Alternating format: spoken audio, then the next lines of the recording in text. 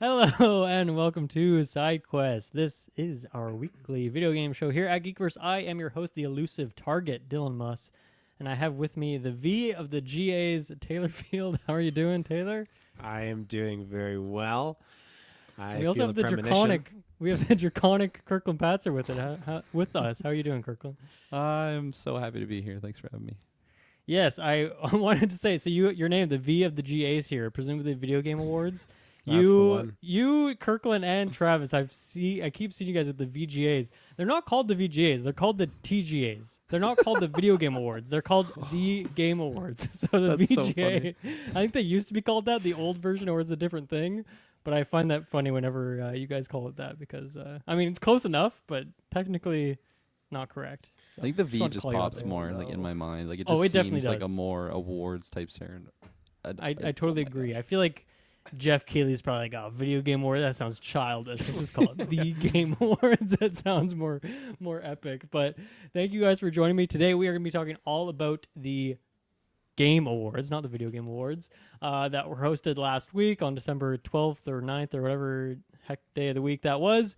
Of course, we're going to talk about all the announcements. Primarily, we'll talk quickly about the awards and any of their highlights from that. And then before that, just some of the games we've been playing. This is our second episode of SideQuest this week. You're also getting a solo episode for Indiana Jones and the Great Circle. Me and Taylor just finished recording the review for that. Over an hour-long discussion on just that game. So if you want to hear about that, go check it out. That was a fun time. And then other than that, I think the only other shout out here would be that, hey, Patreon producers, thank you guys so much. We got Aaron Braden, April of Darkness, Jack Grant, Mud, Sam, Superman Mike, TGGLM69, Jeremy Renner, and Charlie Randall, who help keep the lights on here over at Geekverse. And Patreon's a great place to go to get episodes early and ad-free. And boy, let me tell you, the main feed right now, it's overflowing. It's almost got too much stuff on it. We have, what do we got? Creature Commandos, we got Skeleton Crew, we got Dexter TV show coming out soon here. We're doing newscasts every week because the news is just nonstop flowing this month. 2 episodes of SideQuest this week, as I mentioned. We did a Craven review the other day. Lord of the Rings, not the Rings of Power, the War of Rohirrim the other day. Anything I missed there? I feel like the feed is just insane. It's just been an explosion this last week of content. You did miss Dexter, but we all missed Dexter, so I don't blame you Right. there. He said So, Dexter.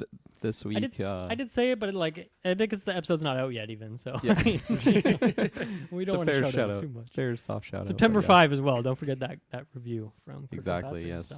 Some already forgot about that review, but not me, because that was a fun time talking about that movie. And go Mhm. check it out. I actually looked, and it's not even playing in that theater that I normally go to. So it was like a one-time Wow. chance to actually see it. So Cool. yeah, it was a cool time, and Lucky you. go recommend those Monday mystery movies if they're in a Mhm. theater near you.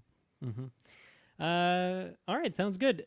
Games we've been playing. Taylor, I know you obviously been playing mostly Indiana Jones. You mentioned to me that you've been playing some Halo. Anything else that you want to shout out here today? No pressure. Ooh, what pressure. else was there? I've really kind of just taken a back seat on Call of Duty, which is kind of Ooh. I like surprising, but it's Black Ops, and Black Ops has never been kind of my bread and butter when it comes to Call of Duty. I'm more like the Modern Warfare kind of guy. But I do hope to get back in there and try a little bit more of the zombies experience. Other than that, yeah, it's been a lot of Halo Reach. Nice. I've just been living and breathing that. It's been such a freaking awesome time. And I forgot too, just playing the story as a kid. I can't remember the last time I actually did this campaign. It would have been when it came out back when I was much younger, and beat it on Legendary back then, and it was great. But actually playing through it now, man, the story hits a whole new level because I actually understanding a lot more of these little kind of dynamics the characters are saying and like their little plans that they're setting up. And I feel like I'm a loser because like certain things happen. I'm like, oh, that's good. And I'm like cracking myself up and like chuckling and talking aloud. So it's a good story. It's really working on me. Nice. Yeah. Love that for you. Kirkland, what have you been playing lately? Any shout outs here? Yeah, I'll shout out a couple things. I recently, just did a fantastic After 9 with the Patreons, and Carl came on there, and he mentioned a game that I had never really heard about before, but I remember seeing on the PlayStation, which is Dino Crisis. I booted up some Dino Crisis last night, boys, Whoa, and I must okay. say it's it's a really just fantastic like setup into a game. It very much reminds me exactly like the first Resident Evil game, even just with like the cinematic at the start, like the little text that kind of explains what's going on, and it just really took me back to that era of like video games. Now I didn't play much of this game because the camera like Is it of those fixed camera old situation? yeah, well Yeah. it just is like top down in a hallway, and then I have to like figure out how to just move my character around. So like it was Yeah. slow to get going, but the atmosphere was definitely intriguing, and like I haven't played it since like that first session, which was probably like 40 minutes or something, but it was still a really cool like setup to a game. And I know there is a couple in that series, and who knows, I don't know if I'm gonna really spend a lot of time in that game. I do want to get, just continuing on from where I was at. But yeah, it's really cool game, and shout out to Carl for mentioning that one, and just a really unique setting of having like dinosaurs as like a horror type thing. Like I feel like because of Jurassic Park, well, there's horror elements to it, but it just almost feels like an adventure action movie as opposed to like a full on horror experience. And I know there's a couple other like indie dinosaur survival horror games that I've Yes, seen on yeah. like Steam and just on like some Twitch streams sometimes, but yeah, no, this definitely captures that fear element to it, and it's very dated, of course, because it came out in like I don't even know if it was the 90s. It feels like Is it almost PS1 before or that. PS2? Were you able to tell? PS1, yeah, Okay. Yeah. yeah, PS1, and I'm like I don't know what the later titles like are on console wise, like if they're all on PS1 or if it transferred over to PS2, but no, I think also just the genre made me like, man, like I never played through Resident Evil 2 like the remake, and because I'm like not loving the clunkiness of it, but the actual like atmosphere and like the puzzling, I think it would be a good time for me to jump onto those remakes, because obviously it just feels a lot smoother and it's a more modern game, and Nice. yeah, but no, shout out to Dino Crisis. What is the I'm curious what the setting is. Like, is it like a dinosaur island, like Jurassic Park Very situation? Jurassic Like, Park okay, yeah. like it's as if it's not so much like a tourist attraction, it's more like a government like research thing, like they're Okay. making like a weapon, and then yeah, it's like Is your just character like a researcher? Like, what's your what's character is character's like a perspective? secret agent, like I don't even know what, like if it's an FBI thing, but yeah, Went you there to like get some intel on the whole operation. you're coming that in kind there of thing? because there's this scientist who like was presumed dead, like was found alive on this island, like working on like it's supposed to be not a weapon, but it's like seeming that way. So you definitely feel like Classic, you're a yeah. government agent, and yeah, you just jump in like James Bond, and then of course one of you, it's like where's Billy? I got Billy in my mind now because I just watched Jurassic Park 3, but it's like, where's Billy? And it's like, oh no, we'll go on without him. And you're just going on. Then it goes to a cutscene of poor Billy just running from a T-Rex. And then, of course, he gets murdered in the wee hours. Minor spoilers. That's like the opening of the game. But Yeah. yeah, no, Dino Crisis, man. Very Shouts out to cool. that. I would love like a remake of that game. I mean, it took a long time just to do like a Resident Evil one, which I would imagine is a much bigger IP than what Dino Crisis is. Yeah. But, No, I felt similarly since I've been going back through all the Resident Evils, and mostly been playing like the remakes. But then I went back to like one that doesn't have a remake and it has the fixed camera angles, and I'm like, I played for a couple hours. It didn't have any save, so I lost all my progress. I'm like, I'm not playing through this again. It was so frustrating. So I don't know. I am not nostalgic for any of those games that had like fixed cameras back in the day, and I just find them really, really difficult to get a hold of. Other than like Metal Gear Solid worked for me. I powered through that nice. one, obviously, but yeah, otherwise it's really hard to just for me to get too invested in like actually playing those games. one of like my early like PlayStation memories playing with my cousin was actually on Silent Hill, which was Nice. that very much. It had the fixed camera, and I don't remember it bothering me like at all, but I also don't remember me playing the game a lot. Like it was mostly just me Yeah. watching him, so like I don't know, maybe it didn't bother me that much. But yeah, it's funny how I just kind of forgot about that being a mechanic, honestly, like the fixed camera thing. So when you go back and play, it's like, oh yeah, I'm glad games don't really have this now, Yeah. or it's just smoother to move around and stuff like that. So, so yeah, I not my highest priority to keep pushing on through Dino Crisis, but I'm glad I tried it at least, and it was a good one there. Cool. Other game that I jumped back into that I haven't played in a long time. Recently watched Top Gun Maverick, and I've been really hyped on just like fighter pilots. So I jumped into Ace Combat 7, I think is the title, the one I was playing, and just so much fun. It's just such a such an anime type game in the sense of like the storyline. It just doesn't really. It's so wild where like you're a fighter pilot and then you like accidentally, it's minor spoilers. You accidentally kill someone and then you like are a prisoner, but you're like still a fighter pilot, and just like all of like the characters interacting with each other are just so anime in their personalities, and but the combat is so fun. So yeah, it's and just trying out like different ships. Like the idea of that game is like it has the storyline and there's some multiplayer like PvP, but I feel like it's really about just trying out different setups with your ship, and there's some that are like extremely OP where I think they're like DLC ones, like they came from like the Top Gun Maverick DLC that they released when that movie came out, and they're just like max stats. Like it's just insane. You're hitting like Mach 10 and you're just going like so much faster than everyone else, but it's still fun to jump in there. The music's really good and it just looks like a really, really good game. Like I think the copy that I have is a PS4 version, but it still looks really good. On the console there. But so those are like the two like random games I just kind of Nice. pulled out of the weeds there. Of course football is going on right now, so I just keep dabbling with college football, and yeah, it's good. My recruit team is definitely looking good. I'm pretty impressed with my ability to just lift I started with like a 1.5 star school, and we're getting up there. We're a solid 2 stars now, slowly but surely we're getting up there, but cool. it's a fun, yeah, it's just a fun game mode. It's kind of like Travis with his manager mode on wrestling. Like I don't even play the games, it's just me recruiting players and like simulating the games and just seeing like the growth of my team there. So yeah, no, that's been fun. And other than that, yeah, not really a whole lot extra.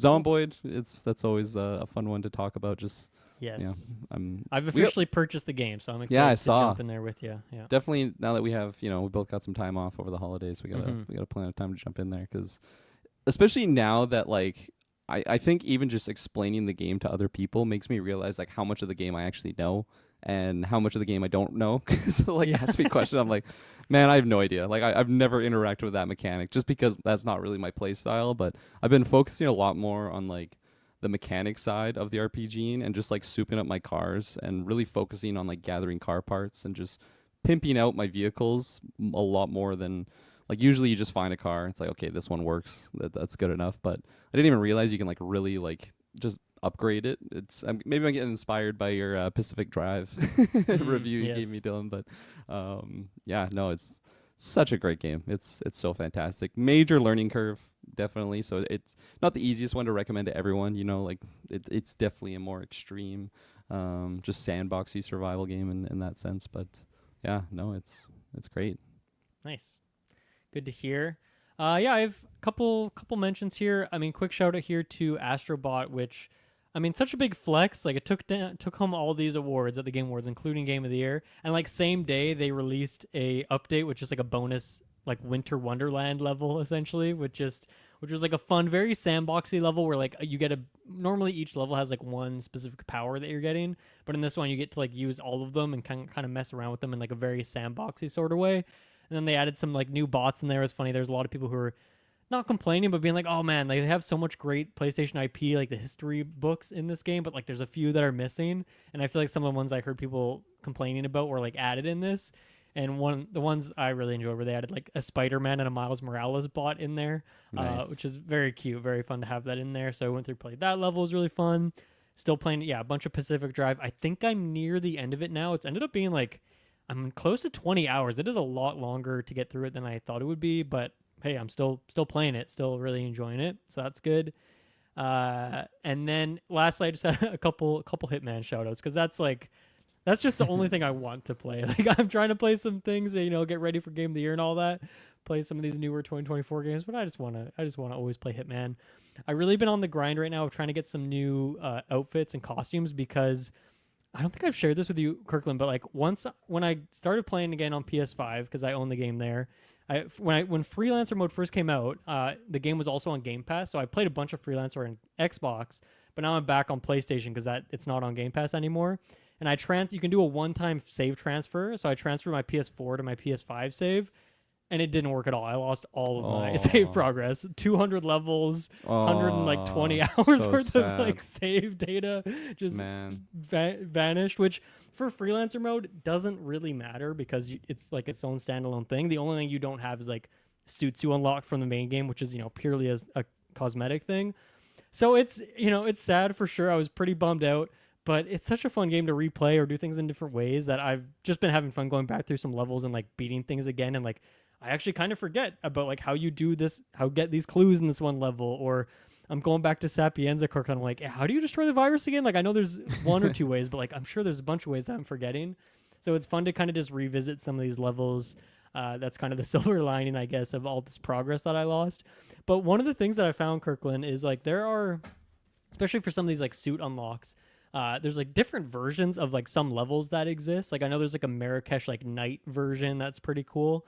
But one thing I found for Sapienza is they have like this whole alternate version where it's nighttime, and there's like they take the whole like open like square, like town square area, and like that's just turned into like a movie set. There's like this huge mech. There's like all sorts of people in costumes, and there's like this actor who's like trying this practice jump to like get this shot just right. And of course he always gets it wrong, and that's how like the cycle keeps working, is like cut and they like do the scene again. And then meanwhile you're like going around doing your Hitman stuff. And like a lot of the maps blocked off, like they block off Caruso's Manor and like the lower beach area. But it's like, man, in all my hundreds of hours of Hitman, I've never encountered this version of Sapienza. And it's so cool that there's like new targets on it, of course. And it's funny, the mission I was doing, it doesn't like, you get like a briefing of who your target is, but you're not exactly sure who they are. And the actor who's doing this has like a costume on. I'm like, I guess that's my target. Like it's not, he doesn't highlight on instinct mode, but I'm like, that must be the guy. So I go through all this work.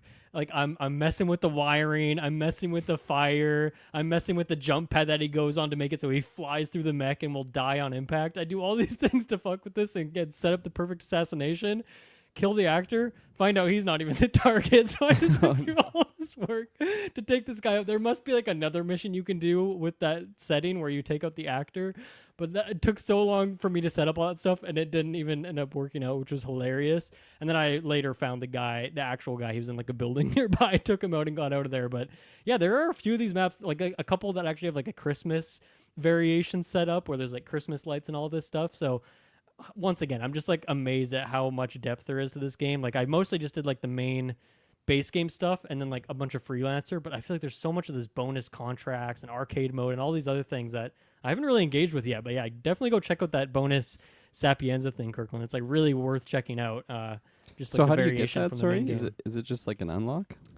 No, it's just there from default. Wow. So as soon as you click on Sapienza, like it'll have the main level there and you can click on that and it'll take you into it. But if you scroll to the right, there's all sorts of other like levels and escalations and things like that. Or you might have to go to the arcade section on the main menu.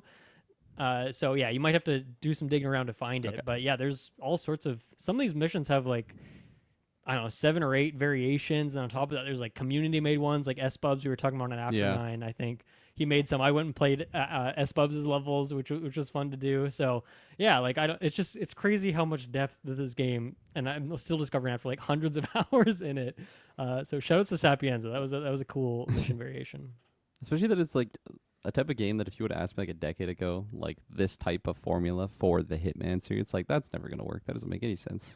But here we are, just all the different variations, and it's just a perfect pairing, and it adds so much longevity to the game, which is just fantastic. Especially me that has nostalgia for just the franchise in general. Right. I'm glad I'm not just like, oh, you guys ever heard of that Hitman series? Like, yeah, there's some good games in there. Bloodlines, that was a good one. Or no, Blood Money, not Bloodlines. Yeah. I mean, I think part of it is that like they released that first one in 2016. It was even like episodic, as we talked about, and then Hitman 2, and then Hitman 3, and then later on they bundled it all together. And I feel like it really did take that road. It took releasing like technically 4 separate games and then like combining all those to make it what this huge nasty amalgam that it is now. So yeah, it's like it would be hard to just do that from go. It's kind of like how I remember talking about this recently on Sidequest too. Like I remember back in the day, like Halo 3 when that came out, had the full campaign, had all this multiplayer, had Forge mode, all this stuff. But nowadays, like when Infinite came out, they released the campaign, and then like later down the road, released the multiplayer. Later down the road, Forge mode. Later down the road, co-op campaign. Like it's impossible as it seems to be for like developers to like just make a huge, fully fledged game like these nowadays, and it kind of has to be like more incremental over time. So it's cool to see how it's all worked out. And then two other Hitman shoutouts here. One is do you guys know who Jean-Claude Van Damme is? He's like a who is he? I don't know who this guy is. It's just like a Googled him famous action briefly. star from the 80s, right? Okay. Is he Canadian as well? I don't know. Well, he might be actually. Sounds Canadian. Sounds like a Quebecois. Let me do French Canadian. Well, anyway, they have a few like celebrity cameo like missions that are available in Hitman, and the one they just added last week, it's like the newest season, is Jean-Claude Van Damme in there, he's playing like a different character. The character's name is Max Valiant, but he's like doing the voice acting and all that, and it has his likeness and whatnot. Big shout out to this mission, Kirklin. You haven't played it yet, but it's a level that has like a huge underground like science situation going on, and for this mission, for this Jean-Claude Van Damme DLC, they like have redone all the interiors of it. Like it's the same architecture, but like all of the interior spaces have been redone. It's like completely different than it is in the standard like base game, I guess. And then it's like this crazy story, like I guess minor spoilers for what this story is, but you go down there and you have to like take this guy out because he's doing all this controversial stuff, and then you find out like down in this base he's been like cloning himself, and then the mission unfurls out and you have to take out like 14 clones of Jean-Claude Van Damme, and like they're That's all so funny. wearing this stupid outfit and they're all doing this like crazy stuff. He's doing like splits in random places. There's so many crazy kill opportunities. It is hilarious. So That's hilarious. really enjoyed playing through that mission. I mean, it isn't like it's totally a game you can play out of order. Kirkland, you are welcome to go check that out if you want. Like it'll be out of your canon order of playing through things, but Yeah. I mean, at least someday when you finally get to that map, definitely check out that I guess contract, that bonus mission for it. It's definitely worth it. Especially having the comparison of like playing the original and then that, and just being able to appreciate. And I've what gotten they like a little changed. tired of that area in the base game because Yeah. I've played through it so many times, and it's like a really tricky area, guards everywhere, kind of annoying keycard situation. And so it's really fun to have like just a more chill where you can kind of run through it openly. Like there aren't really a lot of enforcers, and you're kind of more trying to set up a bunch of like accident kills and whatnot, or at Yeah. least that's the way I've been doing it. But really fun. Like it took me a few tries to get it just right because there's an escalation on it to like do it without changing your disguise, without getting caught or like even seen doing anything suspicious. And it took me a few tries to like get the route down, but by the end I was like speed running it. I'm like, okay, first I run down, I take out this guy, I bait this guy into the bathroom, I knock him out, I go down to the bottom floor, boil these like cloning vats, then go back up. And it is really fun to like route it all out and plan that. So that's really, really fun. That's some new content in there. And then lastly, I just wanted to, I was going to add Question, go ahead. Jean-Claude Van Damme is Belgian. He is not Canadian. Okay. So yes. that Maybe he's is- Belgian Canadian. Apologies. Yeah. Maybe. And then so they also added. I don't know if it was a new one, but I remember seeing a video for like a Conor McGregor like DLC same Yes. sort of situation. He has a That's different what I was- name, but it was a weird like because I watched like the setup and I'm like this is just such a wild storyline. Yeah. But, That's what I was telling you about like a few weeks ago, I think, where because he recently had some like controversy, I think like an assault allegation or something. So like Yeah. that was a big thing. Like they removed that from the game now. Like, Oh, they've wow. kicked it Okay. out of there, and some people are salty because like they paid for that content. And there's like a suit or something. I don't know the whole Yeah. situation. I didn't have that DLC, but yeah, they have what's the actor who plays Boromir? He has a contract in there. Sean Bean. Yeah, Sean Bean's in there. So there's a couple celebrity ones that exist. Yeah. So I don't know That- what they'll do next, but Jean. I think that was one of the ones that I remember them like doing videos for, like vote Right. for this person Yeah. to get that, And for all storyline. those, like it's on a level that already exists, but they set up a whole situation. And in this case, like redoing all of this interior stuff, it feels like a Yeah. whole, at least half of a new level, which is pretty cool. It's kind of like that Sapienza alternate version that I mentioned there, so that's cool. And then my one last highlight is just like a funny freelancer moment. So Kirk, you haven't got to this level yet, but there's a bank level that is really high security, and one of my targets I had was like a guard who's in this. It pretty much, here's the bank. It's a big, huge open area. There's like a big glass box in the middle where like the high tier executive bankers are, and then there's a couple guards in there. But like that whole room is like glass walls, so it's like highly public, that area. Yeah. And my target was like one of the guards that's in that box, and I was like walking around for like 10-15 minutes. Tons of enforcers everywhere. I'm like, how the heck am I going to kill this guy? Like, I could easily take out my gun and shoot him in the head, but then, like, there's going to be 20 guards on me instantly. There's no way I'd survive this. I walked around for so long. I could not figure out what to do. I was like, maybe I could hit him with a poison dart. It's kind of risky if someone sees. There's probably someone's going to see me. But I eventually came up with this really cool solution, and this might be a good tip for you, Kirkland, as you're going through the game, is there's like I don't know if you've encountered this, but if you've ever like taken out a guard or something and like they drop their gun on the ground, if another guard walks by and let's say they dealt with the body, if they see the gun, they'll pick up the gun and they'll go like deposit They it in take like a it safety to box. like a safety box. And so eventually I was like, oh, maybe I can do something here with this. So eventually I was like in that area. I got a guard's outfit so I could walk around in that bank area. And I waited for just the right moment for no one to be exactly looking at me. And I dropped a pistol on the ground and then just like walked out of there. And that's like a pretty quick action. So no one saw me do that. Plus I'm a guard. I'm allowed to hold a pistol. Yeah. And then I just stood there for a couple minutes. And eventually that guard on his path spots the gun that I dropped on the ground. He's like, ooh, what's this? He goes, picks it up, and then he goes to like a back room area, a hidden closet satisfying. where he can deposit the gun. And I was like, oh, hell yeah, this is the perfect opportunity because he went to like a totally isolated area. And it's like, that is like the coolest thing, a cool amalgam of mechanics that, once again, in the base game, you'd never really encounter that because none of the targets are guards. They're not going to pick up guns and walk away with them. But like because of freelancer mode, you're going to sometimes have a guard who is the target that you have to go for. I felt so smart when I got it. Like I felt like a genius. It was such a cool thing. And now I'm going to think about that anytime I have like a guard. Because sometimes, I mean, the places they take the gun isn't always necessarily a good spot. But in this case, on New York, I got really lucky. And like the deposit box is like in a very isolated area. So that was Nice. a pretty cool moment, pretty cool solution to that target. I love it. I love the game just gives you the tools to have moments like that, especially Mhm. adding in just the roguelike element of it being like freelancer mode, right? Where it's Yeah, the kind of stakes any are so character. high. Yeah. Yeah, I love that they improved upon that system because I think it was introduced in Absolution. That's probably the one that I played the most besides like the first game, where it would be just like the same level, like nothing would really change, but it would just be a random person who's your target. So Right. that's cool. And like I feel like the game would give you tools to kill individuals that are not the main target in the main game, so like it made sense for it to be able to just switch around the targets to a chef or something, right? Like you're Yes, able right. to poison this random guy. So yeah, it's sweet that they're building upon freelancer. Mm-hmm. So yeah, shouts to Hitman. Kirkland, I'm still anxiously waiting to hear your thoughts on Hokkaido. Yes. and the Every next time you talk match. about it, I just get so excited to jump in there. Anyway, that is all for the games we've been playing today. Let's take our first break, and then we will get into the Game Awards. We will be right back. Okay, we are back. So the Game Awards happened a few days ago, and you know what? I feel like for the last couple of years, people have been kind of sour on the Game Awards. People have been like, this show, too many ads, annoying, blah, blah, blah, it's so long, all this kind of stuff. But I kind of feel like this year, at least the vibe I got is that people were much hotter on the show. Maybe there's just the level of announcements. Maybe they cleaned up the, I don't know, run of show a little bit. Maybe it felt like there was less ad ratio, even though a ton of it is just like showing off commercials for games, obviously. I don't usually watch it live. I think that's kind of the worst way to watch the Game Awards. Of course, you want to be there. If you want to be on Twitter right away, it's a good way to do it. But I think it's so much nicer to watch the VOD and skip past sequences and just see the stuff you want to see. So that's how I enjoyed the show. So I don't know if I can really do a recap of the overall run of it. And like I skipped a couple of the musical performances. Sorry, Snoop Dogg. I did not watch your musical performance of the Game Awards. Is that kind of what you guys did too? Just catching like specific trailers and highlights, or did you actually watch the show?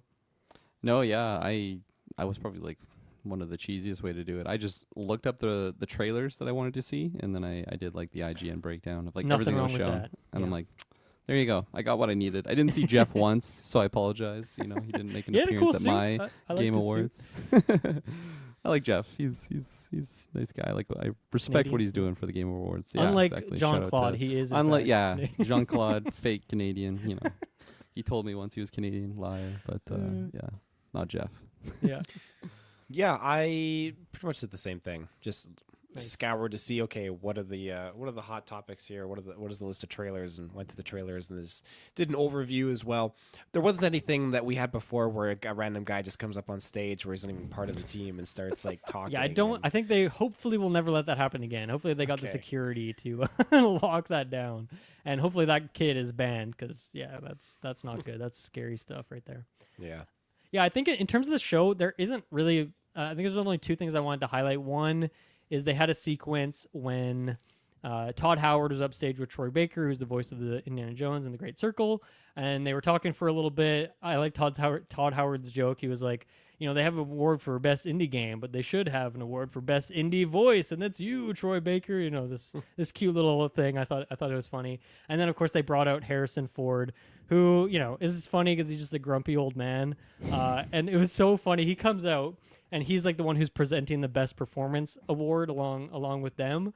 But he's like reading off the teleprompter clearly, and I don't know if he couldn't read what was on the teleprompter or if he just didn't like the things they were asking him to say. But at one point, like halfway through like his second sentence, whatever, he's just like, he makes a face and he's like, no, he's like waving his hand as if he's like, skip that part.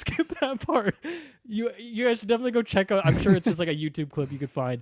So funny. I don't know what he skipped past or if he couldn't read it. One of the two, but it was a very classic like curmudgeon Harrison Ford grumpy old man vibe. It was hilarious. And then of course he Melina Juergens, when she won Best Performance, he butchered her name, called her Melinda. So, classic Harrison Ford as well. Just like totally biffed it, but it's Harrison Ford, so he kind of gets away with it. He's an old man, so we'll give it to him. But that was a highlight for me. And then I think another thing is the last couple of years, specifically last year, a lot of people were criticizing Jeff for not really commenting on layoffs because that's just been such a hot topic. And just been really devastating how many people have been laid off in the games industry in the last, like specifically in the last 2 years, I would say. And I think it's a really hard thing. Like I can't blame him to some extent. It's like, what do you want him to do at this show? But I actually think what he did here was good. He had a well-written part about it. He discussed it. He brought it up. And then what he did is he presented I guess a new not really a category, but he gave a game award to a guy. He called it the Game Changer Award, and he gave it to this guy named Amir Satvat, who is kind of taken onto himself to pretty much compile, like, here are all the job postings in the game industry, and he has all these resources to help people within the game industry find jobs and get positions, and if they've been laid off, try and support them in any way they can, give people coaching and help give advice and stuff like that. Wow. So it seems like just heart of gold. Seems like a really sweet guy. His speech was really heartwarming as well. He had mentioned that there's been 34,000 layoffs since 2023, which is insane, right? Like that is such a huge amount of people, and obviously there's been a ton of studio closures and from every end of it. And like, yeah, I don't really know what more Jeff could do. Like, maybe would he not let people who have laid people off get awards? Like, okay, well, Astrobot's, not allowed because Sony laid off a bunch of people. I don't know what the answer is, but I think what he did here was pretty good. And if people didn't know who this guy was, now they do. And people who have been laid off maybe have a resource that they didn't know of before. And I thought, to give this guy an award for the work he's doing is really good. So shout out to that. I thought it was pretty good. I don't know what other people think about that, if that's enough, but I mean, I don't know what enough is when you have that many people laid off. Yeah. But I think Jeff did a pretty good job there, all things considered. So shout-outs to him for trying. No, thanks for sharing. Because I just looked at the trailers, I had no idea this was even really a thing. So always like to hear stories like that.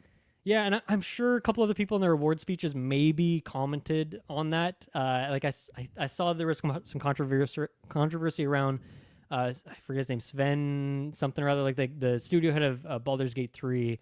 And Larry in there, he presented an award and he had some like speech that people were talking about. I didn't actually watch that, so I'm not sure. Maybe he talked about layoffs or something like that. But anyway, just a shout out there. And I don't know, Kirklin, did you see any of the kind of awards, like who won these categories, or did you really just check out the trailers? I just saw pretty much Astrobot, and then I saw Best Action Game because I reinstalled Helldivers, because right. Fuck yeah. Tyler and I were messaging. We're like, we're getting back on Helldivers, and then saw like the new DLC thing is out. So excited to jump back in there. And so really that's it though. No, I didn't really see any of the community stuff, which I'm not usually interested in. This year I feel like was one of the bigger years for me actually following like Worlds at League. Like I feel like I watched like pretty much every game, so I was of course a little bit invested there, and saw like Faker and some names that I recognize on there. So I really don't know who won all of those awards though, so this is gonna be kind of fun. Maybe I should be wearing a suit. Feels like my game awards, my VGAs. I mean, I'd say go to the website and look. I didn't write the list down of who won everything. I think for me, the big takeaways were that, unsurprisingly, Balatro got Best Mobile Indie and Debut Indie. Shouts to that there. Astrobot cleaned up. It took a ton of rewards, including Game Direction and Game of the Year, Family Game, maybe Action Adventure as well. Like it took a bunch of awards. So shout out to that, like very well deserved. I think all of us did pretty good on the predictions, all things considered. Taylor just stepped out of the room, so I can repeat this for him if he needs to hear it. But the overall ranking was Taylor was in third place with 11 predictions correct. You came in second with 15 predictions correct, and I got 17 correct for that first place. So we were pretty close there. But interestingly, I was looking back at our predictions, and me and you had like very different predictions. So we actually like took home different categories, and then there was a few like indie game. We all just picked Balatro for that. So there's a few of those, but it was funny to see like I feel like you had more like underrated or like tricky ones to pick. But then there was other ones where like, I don't know why you picked Stellar Blade for soundtrack. I know you picked it because you like the soundtrack, but I feel like you went with your heart over your logic. I think on a couple of the picks, and that maybe screwed you in the win. But you had a very good rating overall. I think we all kind of did. So that's where it's like nothing was really that surprising for me. Like there was a couple of awards that I didn't expect to go certain places. But yeah, I don't know. Overall, things mostly went the way I expected them to. I think the biggest takeaway for me and the biggest controversy was like people were, very salty that Elden Ring Shadow of the Erdtree was up. It didn't win a single award. So that ended up being maybe not inconsequential because maybe it would have still been nice if other games could have been spotlighted in being that nominee. But yeah, as far as it actually went, not a single award went to that game. So I don't know what to take away from that, but I don't know if people are putting the pitchforks away or if they're still mad, but at least it didn't win anything, I guess, for the people who, like Taylor, for example, predicted it would win Game of the Year. So it obviously didn't quite get that far. Yeah. I'm glad it didn't win. Yes, as we well discussed on that episode. Okay, cool. We can get right into some of the announcements here. As usual with any of these showcases, I always kind of pare it down to the things that are very relevant to us or the things that I think we're going to have to talk about. So this is not a comprehensive list of everything that was announced, but that's just how it goes. That is, you kind of reminded me there, Helldivers. I didn't write that down, actually, and therefore I don't know if you actually watched the trailer or the guy on stage. I forget what it was, but do you want to break down or do you even know what's going on with that DLC? I didn't see the onstage thing, but because I like booted up the game. I didn't actually play a game, but I just I installed it, coordinated with Tyler on when we can do that next. But when you booted it up, it like played basically what the DLC thing, which they have a new basically threat in the galaxy, which is exciting. So like a new enemy type, I suppose. Yeah. Or like a new faction? Yes, new enemy type. So cool. The player faction is just like Super Earth. You're just the Marines. You're basically Starship Troopers, like the parallel. Like it's the exact same idea. But the threats in the world are the Terminids, which are basically the bugs from Starship Troopers. So that's like the most iconic, I think, one attached to the game. At least that's like what drew me into the game the first time I saw it. And then they have, I can't even remember what their names are, but it's basically like Skynet. Like it's just like robots, like that type of idea with just the Terminator threat. So they have more like ranged weapons and just like that's that type of an enemy type as opposed to big monsters and whatnot. And then now they have the Illuminate, which is a new alien race. And because I haven't like played against them, I don't really know what the whole situation with like what makes them different between a mixture of the Terminids and the robots, because it seems like they're kind of Protoss-y if you think StarCraft. Okay, I like in that sense. So it's definitely a different aesthetic than the other villains. And I just haven't played the game in like a while, so I'm very just itching at the bit to get in there. It's a good sign that this is what's bringing you back in there. Totally. There was a lot of like, in fact, it won the best ongoing game. So clearly they've been doing constant updates, but it's cool that this is finally something that's actually roping you back in. Yeah, 100%. And I think I'm very much not alone in that sense, and that's something that's good about these video game awards, is it makes you kind of look back on the year. It's like, man, that game at the start of the year that I played a lot, I haven't even touched in a long time. And like Tyler and I, like we're just talking, like we brought it up naturally. It's not like I like bugged him. Oh, you got to install Helldivers again. Like we both were just like, oh man, Helldivers. Like you see the new DLC, let's get in there. So, and like recommend you guys as well. I feel like that's such a great just online like party game, and it's. For me, like when I play like something like Project Zomboid, I feel like every session is like a movie type situation where it's just hard to recreate. It's just random things happen, and it just feels like, man, I could never recreate what just happened there. Like it was just a one-on-one experience, and I feel like it kind of happens with Helldivers as well, where you got your objectives of what you're doing, and then next thing you know, Jimmy over there just gets fucking sent by a giant like berserker Terminid, and he just goes flying like 30 feet, and you're like, oh my god, do we go save him? Like what do we do here? We have to stay at the objective, and then you kind of just like, it's just so many chaotic moments that you find a way to to make it through or not. It gets really, really intense, and it is extremely challenging, but the game gives you the tools and just the comrades to make it through for Super Earth, you know, for democracy, and yeah, great Nice. game. Good stuff. Yeah, I mean, I don't know. Might be a great time for me to pick it up now that I got a PS5, and especially with the DLC Yeah. people jumping back in. So maybe I will. I think also like the last time I played was when they just added like the mech into the game, which is like Cool. I feel so long ago. Where now they have like vehicles and different type of like bigger mechs that you can control and stuff. Like they've just they won the best ongoing game, and because I haven't played it in a long time, like I was just looking through some of the skill stuff. I'm like, man, like this I feel like this is a brand new game because there's so many things that I just haven't even touched. So yeah, no, it's tough. Nice. Good stuff. Moving along then, let's go to this. So the Sifu developer, I think Slow Clap is the name of that developer, has announced their new game, and it is very different than Sifu and their other stuff. They are making this game called Rematch, which is a competitive soccer game. It looks very FIFA Street-like, not in the terms of the aesthetic, but in terms of the gameplay of you're doing tricks, dribbling around people a lot, maybe a bit of a smaller scale, not quite like as much of a sim of soccer or football. It also feels like it definitely has a lot of like Rocket League influence in there. Not that you're driving vehicles, but in terms of like, I don't know, the projection on the walls and like the big scoreboards and like generally even like the color palette of it feels like it's got some Rocket League influence in there. So Kirklin, obviously me and you played and reviewed Sifu. What do you think about this as like a total pivot for the studio to go from kind of intense fighting game down to a soccer game?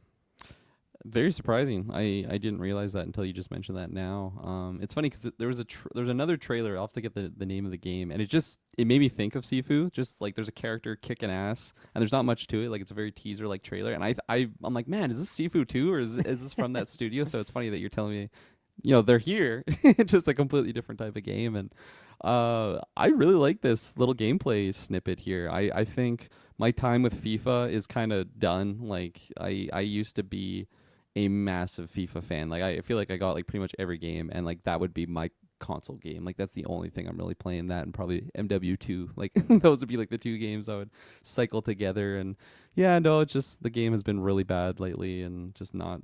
Yeah, it's just really bad. I don't really want to support. Cash grabby. Yeah, exactly. So. Done with FIFA, but I really like just sports games in general, and I like this like newer take because it really feels like a hybrid of some FIFA elements as well as FIFA Street. And like you said, Rocket League, like the arena feels exactly like it's plucked out of the Rocket League universe. And it just, I don't know, like I'm really impressed by the gameplay trailer. Obviously, once I get in there, I'll be able to fully judge it for myself, but it looks fun. And I think if it's a nice like matchmaking situation similar to how Rocket League is, where it's very easy to get in games and like it doesn't really matter your skill level, you can just get in and have fun. I think that I feel like this could be a really just solid game with like a really good community and all that. So Yeah. I hope it's not just though like the people that really understand the game are able to just like completely abuse, and it's just like, okay, well I'm nowhere near this guy's skill level, and Right. of course that'll I mean- depend on like the amount of players that are playing. Yeah. It does seem like it's going to be a more of like a mechanically intensive game. That would be my estimation, just based on like seeing the studio's previous work. I feel like that's maybe something they're into, but I don't know. Maybe Good they want to point. pivot away from that because Yeah. some people bounced off of Sifu's difficulty, including me, and then they eventually added an easy mode Yeah. months later, and I never went back to actually play that. So, Taylor, any interest in Rematch? I'm interested. It gave me kind of the vibes of, like you guys already said, Rocket League, but also, do you remember that dodgeball Knockout City game? Yes. I'm getting weird vibes from Ooh, that in good here call, too. Yeah. So Totally. this has definitely kind of piqued my interest, and I've never been a FIFA guy, really. I mean, Super Mario Strikers is where I kind of like hit that tier. So for this, I think it definitely has my interest piqued, and I'd be down to try it. I mean, it's 5v5, right? So we got the squad of Travis's game. We just need one more. True. That's true. Yeah, I guess I also feel like with a lot of soccer games, I think of FIFA, and that's like the classic sports top-down angle, like the view that you would get if you're watching Right. soccer on TV. Rocket League, that's kind of more behind the character, and I think that's another thing. FIFA Street, it's kind of like a third-person camera game, right? And so I feel like this is kind of maybe puts you in the shoes there too, and that also differentiates a little bit from Strikers. Just the perspective can change a lot about how you kind of interact. You can't see everything. You can only see what's directly in front of you, really, right? So that's maybe going to change how you interact with it a little bit. So we'll see how that goes. Yeah, cool pivot for the studio. Next up, Thick as Thieves.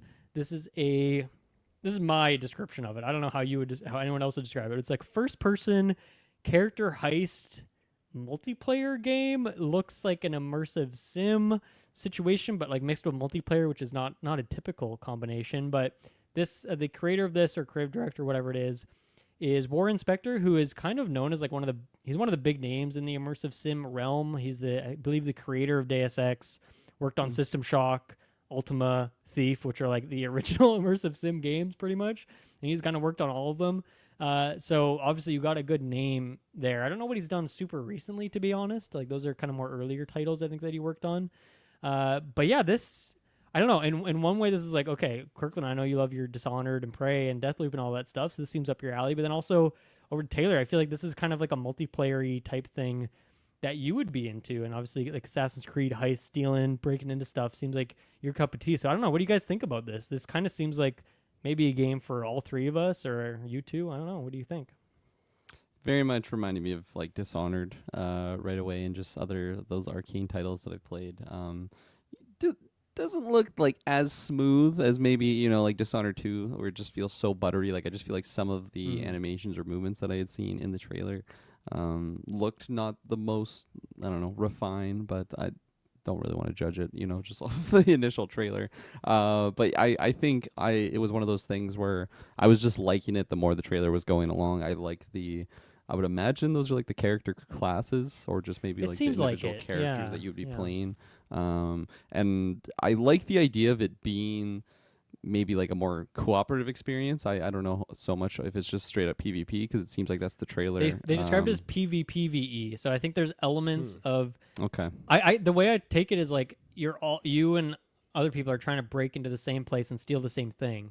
Okay. But then I'm guessing maybe there's some incentive to work together at certain points. I don't know. That's where it gets a little confusing. I think I'd be a lot more interested if it had like that co-op side to it, and you're like playing against other groups of people. Like that could be fun. But even like playing Deathloop, I feel like the invades just like stressed me out sometimes, and it would get into moments when I would just turn them off, because I'm like, I don't want to go against someone that's just way better than me and lose all my stuff that I've been working hard on. So it's not like the most appealing in that sense if it is the straight up PvP, but I like the aesthetic, and very much reminded me of just other Arcane titles that I played with. Pretty much just like the aesthetic, the art style, the movements of everything, like a lot of similar type of obstacles. There's no teleport, but like the grapple hook is pretty much same energy. So I liked it, I feel like for sure. Technology wise, it seems like a little bit more like I guess it's less steampunk than Dishonored, but in terms of like the amount of tech that exists in the world, it seems similar to Dishonored in that way. Like a lot of steam powered things, and I don't know, a little bit more limited on the tech, not quite like laser pistols that you're sniping. They don't have a Sokolov, There's no Sokolov in this universe.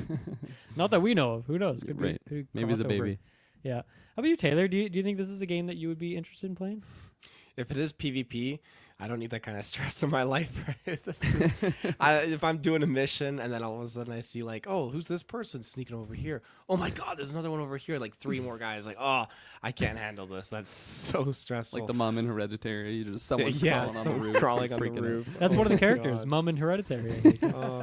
But I have played Thief, and I really enjoy that franchise. So this is something that, if it's something that's toggling, or I can toggle it on and off, then maybe it's worth trying. Or if it is more of a cooperative kind of vibe, then I'd be down to try that if you guys were interested as well. But hopefully just some mode in there for co-op. Yeah. I mean, I think this trailer looks too good to be true to me. Like if the game is as cool and interesting and fun and lively as this, then I think it'll be one of my favorite games of all time. But it's definitely a video game trailer at the Game Awards. Like I expect that the final product will not quite be like this. Like I kind of disagree with Kirklin. Like, this looked buttery smooth to me. This looked like too smooth to be true, So I don't know. Like this is definitely up my alley. I like a good multiplayer thing. I like I see what you guys mean. I'd like a co-op section in there, but I also think the idea of you and other players trying to break into the same thing and steal the same item seems like a really cool idea to me as well. Like Elder Scrolls Thieves Guild, but like multiplayer, sure. Like I'm totally into that. So I don't know. Looks really cool. It's definitely on the wish list. Definitely going to keep an eye out for it. But I definitely have to see more trailers and maybe wait for it to release and just hear impressions on it before I actually decide if I'm going to get invested in it. But it seems really cool. So, yeah, I mean, immersive sims is typically a pretty single player genre. So I think it's cool to branch out and try some stuff here. And it seems like a good team to do that kind of thing. So we'll keep an eye on that one. Next up is The Witcher 4. I think for me, like, I guess the main highlight of this trailer here, because it's really just a cinematic, and I assume this game's at least 2 to 3 years away. I'm going to say 3 years away. That's my prediction here. So I think we're pretty far away. It seems that, the player character here is Ciri, not Geralt. So that's kind of the interesting thing for me. And I think that's cool. I think, they've done a few of these games with him. Why not switch it up? I really like that character too, as I've been reading through the books. So I'm all into that, but I don't know if there's much else in this trailer for me to break down, but what do you guys think of this? Yeah, it very much reminded me of like the first Witcher 3 cinematic that we got, because it very much was that. It wasn't any gameplay. It was just a cinematic of showing Geralt, hunting something and the world hating him. So it's the same type of energy here. I love this character of Ciri. I pretty much like her in every version I've experienced her with, whether it was just I think it was just like the collection of short stories of The Witcher. Like, I think that's the only one that I've actually read through. The first book? The first book. Which, I guess it's more of like her, like the start of her character. Well, actually, no, it's probably not that one then, because I don't think she's in the first book. But it was something around like the origin of her character, and then of course how you get her in Witcher 3, and she's just a really interesting type of chosen one storyline, because she very much is like set up to be that type of character. But in terms of the trailer, I think I'm pretty much similar to you, where it didn't really do too much for me, other than maybe seeing her with like a chain. So it's like, okay, maybe that's going to be a new like weapon, which will be kind of cool. Like, I would imagine she has a different type of fighting style than what Geralt would have had. I'm sure the game's going to be fantastic. So I didn't really need like a lot other than just Witcher 4 with Ciri's face on it. But yeah, it was pretty well made cinematic nonetheless. Well animated. Yeah, I thought this was super cool. Again, I've never played Witcher, but my video game circles all seem to be very much into the Witcher franchise. My only experience is with the show. But this seems pretty awesome, seems pretty hype, and it's sad that girl died no matter what. So, shit. Shit. You're so innocent, Taylor. You just, admitted you haven't played any of The Witcher. Maybe that's what The Witcher is. I feel like there's so many times when you think you're making the right decision and then just innocence die. It's like, this is just a dour world. What's the gambling called in there? Because didn't they do like a spin-off or something like that? Gwent. There's a Gwent game, isn't there? Yeah. Like outside of The Witcher? Did they actually break it out into a standalone? And I remember it like started very similar to what the Witcher 3 mechanics of the game was, and then they changed a bunch of things. I never played it, but people Travis like was the telling me actual this. Witcher 3 Gwent more than a Gwent game, right? Yeah, exactly. Like it probably came down to balancing it in a PvP matter. And probably like changed adding a more bunch of content. It's like maybe just the simplicity is all people wanted. Something like that. PvPVE is just that's what they needed. Yeah, the next thickest thieves. Thickest Gwent. Moving along to Project Robot. This is a temporary name. I'm sure it'll get a different name by the time it comes out. This is the next game from Gen Design, who are the developers behind Eco, Shadow of the Colossus, The Last Guardian, which is the last game that they made. It's interesting studio, right? Like, not really made a lot of games, but games that are very impactful for people. And Last Guardian came out and people were generally pretty disappointed in it, whereas Eco and Shadow of the Colossus are a lot of people's like favorite games of all time if they've played it. A weird one for me, because I went back and finally played Shadow of the Colossus with that like 2017 2018 remake, and like really did not enjoy the game, was very disappointed by it. I can definitely see the appeal for some people, but it did not work for me. I don't think you guys have played any of those games. Am I correct in that assumption? I booted up Shadow of the Colossus out of curiosity, and Did you play the remake one, or have you played the older version? I think there was actually a second remake. I think there's technically it might have been like the three first versions. remake, because I played it a while ago. But it felt like it was under that remaster remake type banner. And I just wasn't really engaged with the gameplay. It feels kind of slow and gameplay-wise. and just like the whole climbing mechanic, I wasn't really a big fan of. Just kind of pushing up, like not a lot to it, and Yeah, sadly, this trailer kind of just reminded me of those mechanics, and I'm like, A yeah, lot I of probably, climbing big things again for sure. probably won't be too interested in it. Like, I know that they are well regarded, like you said, very impactful, and I'm sure like they're very just heartwarming and wholesome on like the character side of things, but you know, a lot of climbing in between to get to those moments. So I think I'll pass. It was dark too. Didn't like the aesthetic of Yeah. Shadow Colossus or this trailer. Yeah, it's a really interesting aesthetic, and it feels much different. Like, you know, he's climbing a giant robot, and this character looks like you are a robot or an android or something to some extent there, which is pretty separate from these games, which are more very light fantasy elements, I guess. Like, technically high fantasy, but feels like pretty restrained for the most part, other than the fact that there's giant creatures roaming around. And Last Guardian, which I don't know much about really, other than just watching people climb around with that dog bird thing, whatever was going on there. But yeah, it seems like very much the same sort of thing, climbing a big creature. It's and I don't know, the hook of this is to some extent there's like some big cloud of nebulous evil clouds that are coming towards you. So you're climbing this robot, you hop into the head of it, that disconnects from the body and flies off. So I didn't know. It seemed like, okay, at first is the idea that your character's getting into the giant robot and you're controlling it like a mech, and that's what the twist on the game is. But then it's like, okay, you're just getting the head and flying away.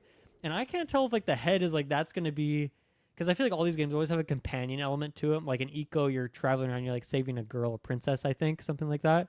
Shadow of the Colossus, you kind of have your horse and you're climbing these creatures. And The Last Guardian, you're traversing the world with I think Trico is the name of that bird dog creature.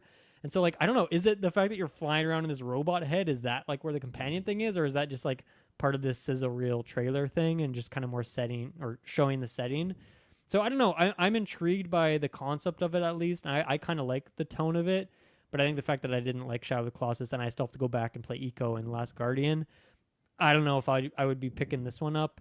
But it's crazy. It's, like, been a long time since their last game, since the studio's last game. So, I'm sure it'll be a big deal for a lot of people, so definitely want to keep on the radar. Are these PlayStation only? These titles? I believe all of them are PlayStation exclusive. Yeah, okay. Yeah. Like, I wasn't sure. Maybe they've had a ported PC later port. on. Yeah. Like, I don't know. PlayStation is doing a lot of that, but I don't think they actually have made it over to PC. So smaller scale stuff. Any interest from you on this one, Taylor? It's interesting, but I'm probably not going to be dabbling. Gonna get a PS5 for this one, Taylor? I'll wait for that PC combo. port. Okay. Wait for the PC port that never comes. Yeah. Let's take our next break, and then we'll be right back for more Game Awards breakdown. All right, we are back. Next up, Outer Worlds 2, which got announced, I believe it was last Xbox Showcase. Might have been the one before that, actually. We got a new trailer here.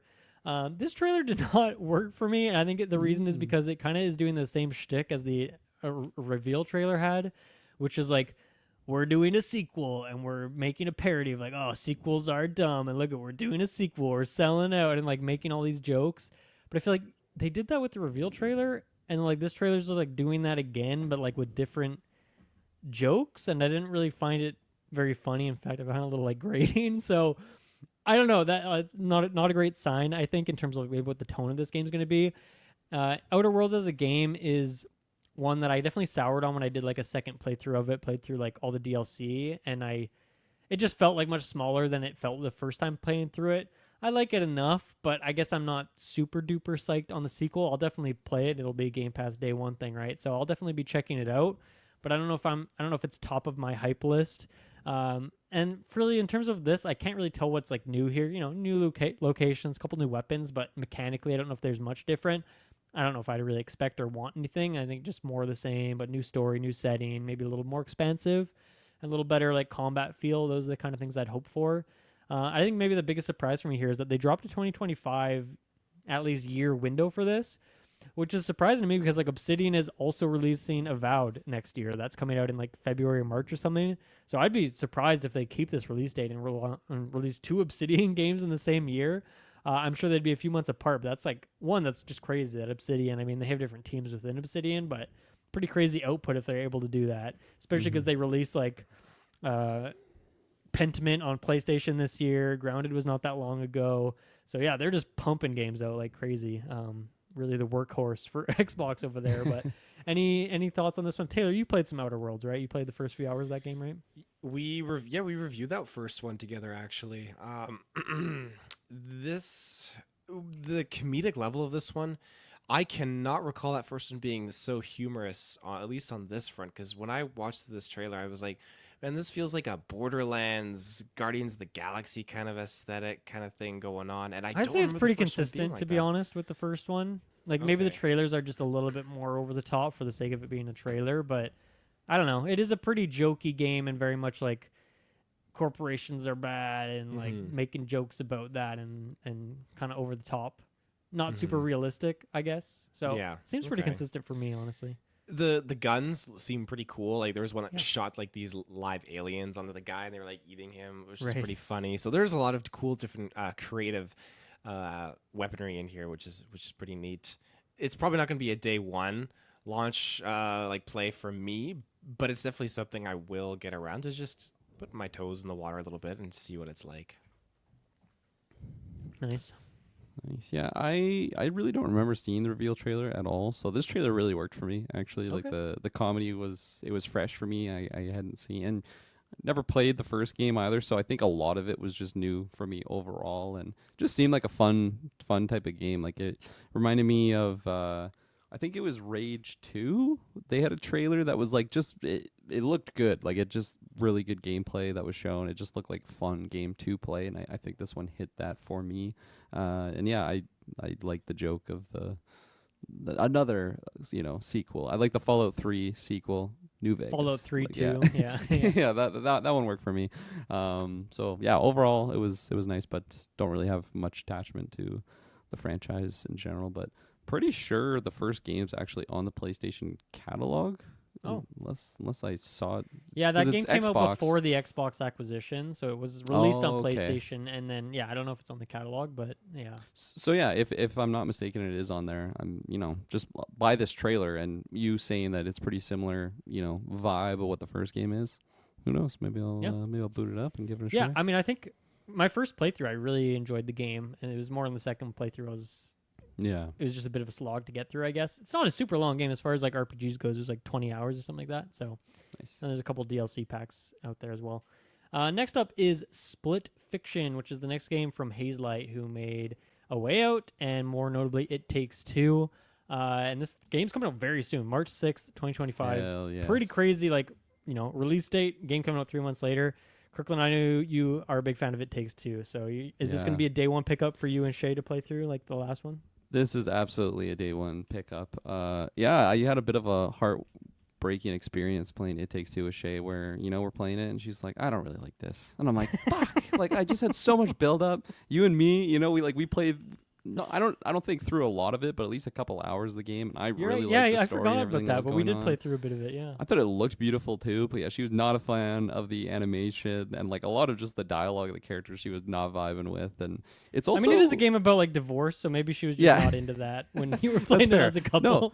That's fair. And say like A Way Out, it's a very different story, even though it has the same idea playing through Yeah. it with another person. So I love what they're doing with that formula, because there's not a lot of these like couch co-op type experience games, and you can even play these online with friends. And I love that they I exist think- and they're continuing to do it. It's Yeah. just perfect. I think they called it Fast Pass, where if one person has the game, Oh right. you can yeah. play with another friend that has Yeah. like that's just great. And yeah, I like that because they also I think highlight of like no microtransactions or anything, and it's just like I feel like they're just dissing all these like money hungry big studio companies that do this type of shit, and I'm like, yeah, fuck those guys. I like it. I like what the studio's doing. And this was one where like I showed Shay the trailer. She was like, all right, yeah, no, that looks amazing. So I think this one is going to be a lot better experience for us. And actually, that's what I was going to say about It Takes Two is like, it's a fun game to play, like, with a friend, with a significant other or whatever. But like,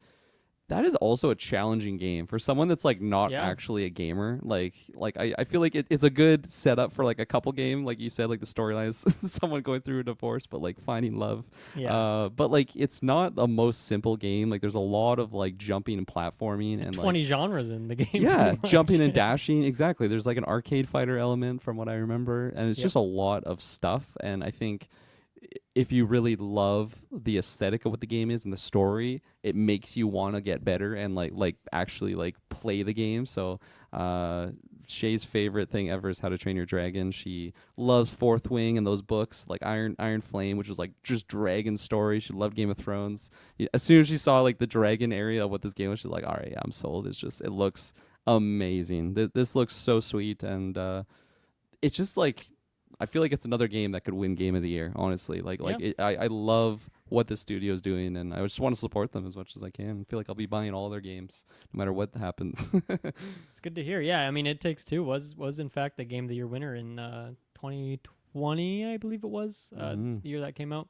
And yeah, I mean, I guess for anyone who hasn't seen the trailer, like, kind of the same thing as It Takes Two. It has a different aesthetic. It's more sci-fi, and you're playing as I assume they're sisters. I feel like I didn't catch that. At least they're friends. Maybe they're not sisters, but yeah, two characters, and it seems like you're getting just the same amount of crazy gameplay variety that It Takes Two has. So I'm curious to see how much of that for people playing this one will feel like, okay, yeah, there's a fighting game sequence, like It Takes Two. Like, how much are they able to keep doing that? Like, there's only so many video game genres, so we'll see what they're able to do here. But yeah, as you mentioned, I just love that they're continuing to make these kind of games. That's really cool. So, any thoughts on this one, Taylor?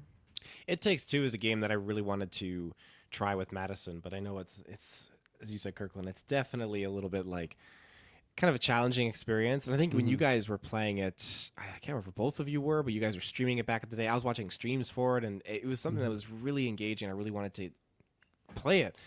This one seems like it might be a little bit more low key and a little bit more manageable. And I mean, I could be totally wrong, because some of those levels, once you get to the Dragon medieval times, things are exploding and you're gliding. So I could be totally wrong. But I think it's really cool going into these different areas of the stories, or different stories, I guess. And flying the dragons, I got me really pumped up. And just doing like the light cycle neon bike down the side of the building was pretty cool. So there's a lot of stuff that's really neat. And this is one that I would like to try. Nice.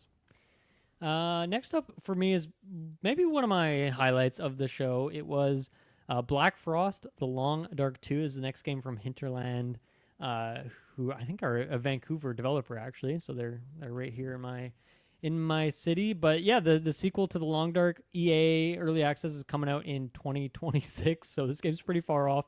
And I was reading too on like the subreddit for this game, people were saying that like there's like a story, like a 5-part story thing for Long Dark 1, and like the 5th part like hasn't even come out yet. So like I don't know, they're announcing this game without even being done like the content drops for the first one. For anyone who doesn't know The Long Dark, this is like a survival game set in the kind of Canadian wilderness, very northern, very snowy, that kind of thing, but you're trying to, keep yourself warm, trying to find food, doing some hunting, scavenging for things, trying to make sure there's enough light sources and exploring and all that stuff. Really, really great game. I really, really enjoy it. And it's funny, it's a game that has so much to it. Like, there are all these story mission things where there's actual characters and like a campaign, and I have not touched any of that. I just do the survival mode, and that has enough depth for me. So I don't know. I feel like I don't really need the sequel necessarily. I still feel like there's so much I need to do in the first game. But since this game's still like, probably at least 3. I'm not going to play it in early access. I'll wait till it's fully released. So maybe 3 or 4 years from now, I'll definitely be excited to jump into it. Really, the only thing I can glean from this in terms of new or interesting stuff is the tagline for it was "Live together, die alone." So I'm guessing that means that co-op is going to be the primary feature of the new one, which the first game doesn't have at all. So that's a great thing, as you've been talking about with Project Zomboid over there. Like, the survival genre is obviously a great place for co-op. And so it makes a lot of sense that the sequel to this game is going to introduce that. So I don't know. Is it 2 players, 3, 4, 5 more? Who knows? We don't really have much information on this. It's just a cinematic, but I'm really excited for this. I'll definitely be... Briggs also loves this game, so I'm sure we will be playing a lot of it together. So yeah, I don't know if you guys have anything to add on Long Dark 2 here. Looks beautiful. Yeah, no, it looks amazing. This is a game I really didn't know much about, other than just the title and knowing that it was survival, and from some screenshots that I seen on Steam. But I just added it to my cart. I'm just hearing your little your wish review list there. or your cart? It's in my cart right now because it's on sale. So they actually have. Oh, sorry. I thought you meant the second one. I'm like, oh, it already has a cart. Okay. No, the first game. Sorry. No, I know, it's pretty cheap, right? $20 or something like that. Definitely worth it. So really, really good yeah, game. like it's a normally $45 game with the survival mode and the Wintermute story mode, which I imagine that's what you were saying that you haven't even touched. But then you can just buy the game with survival mode, which is right now it's on sale for $15. So I'll probably just pick that up. Very good. Perfect game some, for the winter vibes, yeah. for sure. Yeah. And I've been so like on the survival train of course Zomboid, so I'm in that headspace, Nice. so I'm ready. Yeah, really, really great game. Really great mechanics. Super fun. I might even boot up a new save over the winter. I'm Nice. especially with this announcement of the sequel. I'm pretty hyped on that. Next up, then Borderlands 4 got a new trailer. The last time we saw this game, it was really just like a title drop, pretty much. Like there was no info in it really. It's coming out next year apparently, so that's pretty soon. Taylor, I feel like you're the most Borderlandsy guy on the panel here. Any thoughts on this? Like, at least from me, like as someone who's played a lot of 1, played a decent amount of 2, I didn't really see anything too new here. Like it's kind of same old, more Borderlands. But I don't know if you're able to glean out more interesting kind of new stuff. Yeah, I mean the character classes all look very different. I mean Sure. the one character looked like she was a siren. I'm assuming, just gauging by the tattoos. So I'm Okay. thinking we're probably gonna have some similar abilities in that front. But yeah, it just looks same as before. It's just got your class system, 4-player co-op. It's gonna have the gazillion guns, new locations and whatnot. It seems like it's recapturing that vibe. I never played Borderlands 3, and I'm not actually sure how well received it was. Not I great, just- I don't think, unfortunately. I think Borderlands 1 and 2 was like the hype. And Yeah. I know they had the spin-offs like Tina's Pre-sequel. Wonderland, pre-sequel, all that kind of stuff. So The story, the like Telltale games too. There's 2 of those. Yeah. yes. So there's definitely a few others. The movie, don't forget the movie, Taylor. Oh which man, you, it's did a just review been for. a downhill trajectory. But I definitely felt positive from this trailer, and I'm assuming again that this is its own unique original story and not really touching point on like Borderlands 3 or any of these other ones. But this is one that I would like to try. I'd like to kind of dip my toes back into Borderlands because this is a fun franchise and see what they've done and what improvements there are. So we'll have to see how well received this one is. Mm-hmm. Yep. Okay, moving along then. Turok Origins. So I think this is. It's funny. I was looking up this series on Wikipedia. And it's like they actually have been releasing games like pretty frequently for the last few years. I feel like I just didn't really hear about them, or they went under the radar. Maybe they were mobile game releases or something that people just don't really talk about. But I was gonna say it's a series that's been dead for a while. Well, that's just not true. Like it's been around the block, I think. So here's a new one coming out. First of all, I love the logo for this game. I think it's an absolutely stellar logo. You got the eye in there. The font's looking clean. Really like that. I don't have much experience with Turok. I played a little bit. I think it was back on the N64, right? There was a Turok game there and played a little bit of it there. Or maybe GameCube. I don't know. I played one of them at a friend's house back in the There's day. one but on not, Xbox 360 for sure. Okay. Yeah. that was the one I it's played. not a series I'm very well versed in. But I don't know. How about you guys? Do you guys know much about this series or any thoughts on this? I thought the gameplay looked really frenetic and fun and fast paced and looked kind of Helldivers like. I mean, less quantity, but like in terms of the movement and things like that, it looked really cool. So Yeah, it looked really solid, and I think I just completely forgot about this entire game's just series until this trailer happened. So it's kind of surprising that it was even on here. Turok for me, like I said, Xbox 360 release. I remember like seeing it on like one of those Xbox magazines and in the library of the school, and just like being so interested in the game, and then going over to a friend's house and he actually had it, and I was just like, oh my god, like let's play Turok. And I just like watched him play the game, and I just thought it was so cool at the time because it was just something I'd never seen before.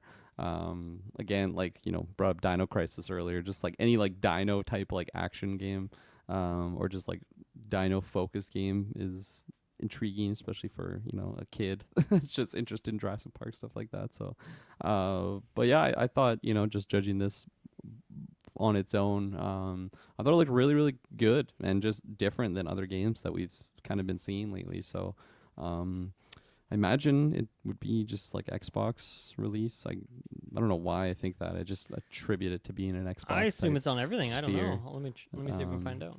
Yeah, definitely wouldn't commit to saying I'm going to be getting it right away, but we'll see how reviews goes because that can always sway me. Yeah, looks like it's on everything. Well, except for Oh, maybe cool. Switch, but maybe Switch 2 is powerful enough to run it. But yeah, I'll looks get like on my it's coming to everything. PlayStation over Switch 2. It's already got a That's it. Steam page. Nice.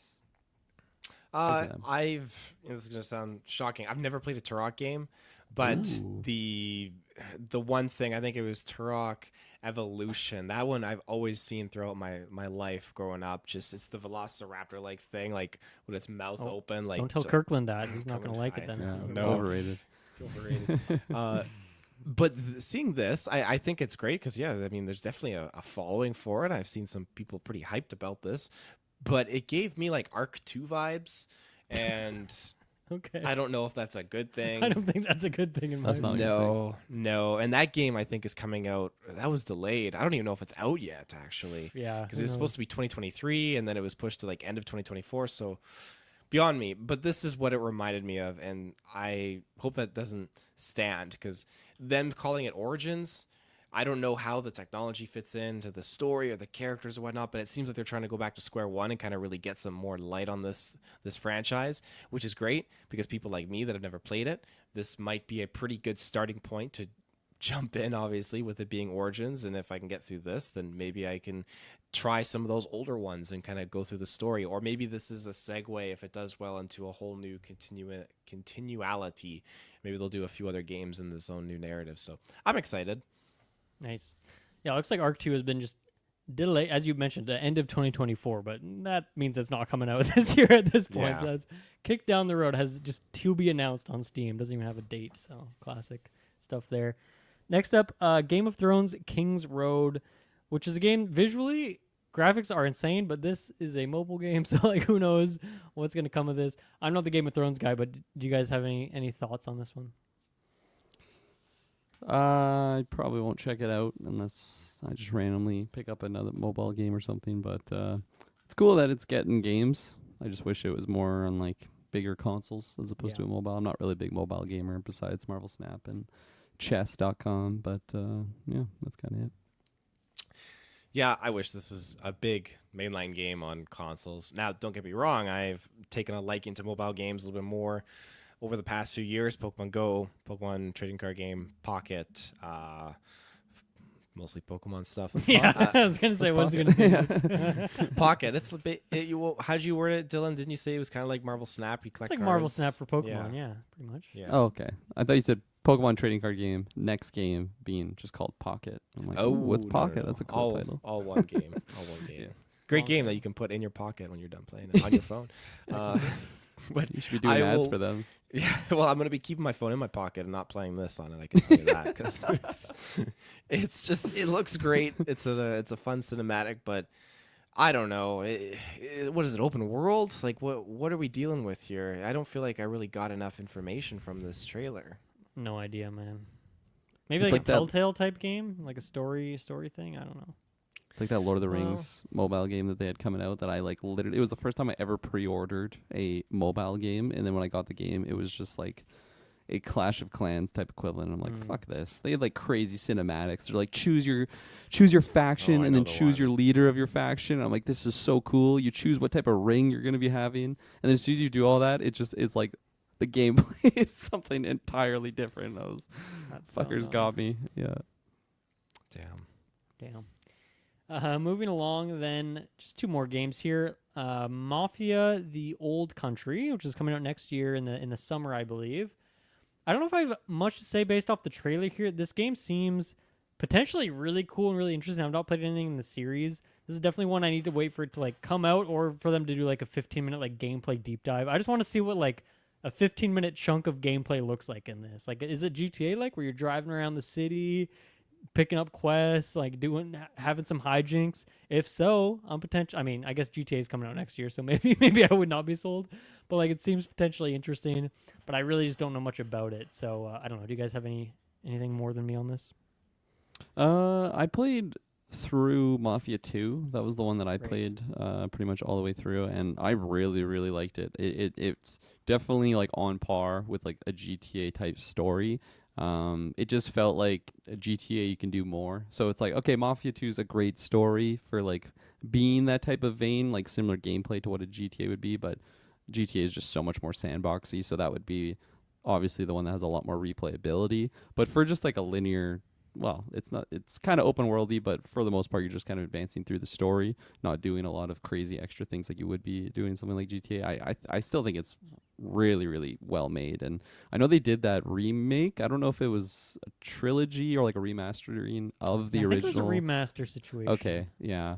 That it's on the PlayStation catalog, but I've never really ventured out to it, and yeah, I never played the first game, or actually, I think I dabbled a little bit in the third one, but wasn't the most interested in just that era that they were focusing of like the Bayou and New Orleans and stuff. But this looks really good. Like I was really impressed, and I feel like this is one that's I would expect it to be like a 10 out of 10 story, just kind of with how Ooh, it's being set nice. up and from what I've like experienced and just doing the Mafia 2 story. Like some of the missions are just so fun, and of course in any Mafia there's betrayal and a wild story to go with it. So I would expect nothing less than this, and I thought it was a really good cinematic.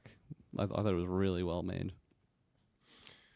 I'm like you, Kirkland. Like I played the heck out of Mafia 2 when that came out. I picked it Nice, up yeah. day one back in high school, and yeah, very GTA like. The snowy kind of like weather Totally. conditions in there too. That was such a great game. I really really enjoyed that, and I am someone that didn't play the first one, didn't play Mafia 3, but this one definitely kind of again, it's a different time period, different characters, I'm assuming, and just kind of starting fresh, and so I'm very intrigued in this and kind of curious to see what's going on. So I would like to play this cuz yeah, that's such a good world that they were able to build. And after coming off like the Goodfellas retro and all these other kind of like mafia things and gangsters, I'm definitely kind of feeling a little bit of a pull to that kind of world. I love that the studio's development history is like Mafia games, Mafia 3, Mafia Definitive Edition, and then just Top Spin 2K25, and then Mafia the Old Country. That's funny. Love when that happens. Maybe there'll be a nice like tennis mini game, kind of like Yeah. GTA has in this, that you can just play like a fully fledged tennis game in there. That'd be so funny. Okay, closing it out then with Intergalactic, the Heretic Prophet. This is the newest Naughty Dog game. So they made Crash Bandicoot, Jack and Daxter, Uncharted, Last of Us, and now here's their first new IP in a while, I guess, since Last of Us came out on the PS3 is the first time they've really ventured past those two realms. So yeah, here's their newest game. It's a sci-fi setting. Seems like you're playing a bounty hunter. You're flying around in space, and then there's like some third person kind of laser sword like combat that we got to see here. So of course mostly cinematic, or really all cinematic, even the combat thing. But at least like something kind of new and cool and different for Naughty Dog. Cool to see. I will say right off the bat, this has got to be one of the worst video game titles I've ever heard in my life. Just like does not roll off the tongue. None of these words sound good. Like all of them together sound even worse. So Feels like a I don't know. placeholder name, honestly. It's like a project type does. name, you know? Yeah, 'Cause yeah. I'm like agreeing the with you. Project Heretic Yeah. Prophet or something that they eventually changed. I think they should have just called it Intergalactic. I think that would have been a fine name. Maybe that's too generic, but I don't know. I'm not loving the title, but that's perhaps just a nitpick. But yeah, I think maybe some other interesting things in here. Like there seems to be a lot of real brands. That seems to be a part of the aesthetic here, where like the ship that your character is flying, this spaceship, has like the Porsche logo on it. You have like your Sony Walkman type like interface that's going on there. And there's some other brands in there too. And then even like Kumail Nanjiani's like very clearly in here is not as himself as like a character. But you got some other like known actor type people playing roles in here. You even got like the soundtrack by Nine Inch Nails, so that's really interesting as well. So I feel like kind of a pretty big departure from what Naughty Dog has done previously in terms of the groundedness of the story, but also in terms of like the things that they're doing with it. So gameplay wise and narratively, I'm sure you can kind of expect a similar type of experience. Maybe a little more out there in terms of flying around and whatnot. I guess they haven't really done that in a while since like maybe Jack, I think, had some like car mechanics maybe. But yeah, what do you guys think of this? Any interest in this new Naughty Dog series? Absolutely.